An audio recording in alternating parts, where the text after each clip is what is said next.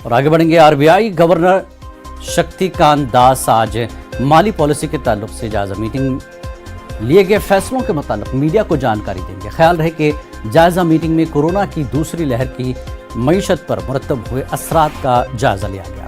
ज़राए के मुताबिक रेपो रेट और रिवर्स रेपो रेट में तब्दीली के कोई आसार नहीं है।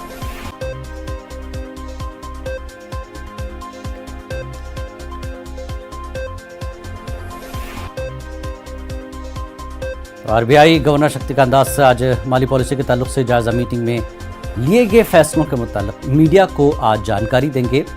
और जो कहा जा रहा था कि रेपो रेट और रिवर्स रेपो रेट के ताल्लुक से उम्मीद की जा रही थी कि कोई तब्दीली होगी, लेकिन इसके आसार फिलहाल नज़र नहीं आ रहे हैं। वजह यही है दूसरी लहर के मईशत के पर जो मुरतब हुए असरात उसका जायज़ा लिया गया और जिसके बायस रेपो रेट और रिवर्स रेपो रेट में तब्दीली के आसार कम ही दिखाई दे रहे हैं। इसी सिलसिले में जो है आज मीडिया को जानकारी दी जाएगी।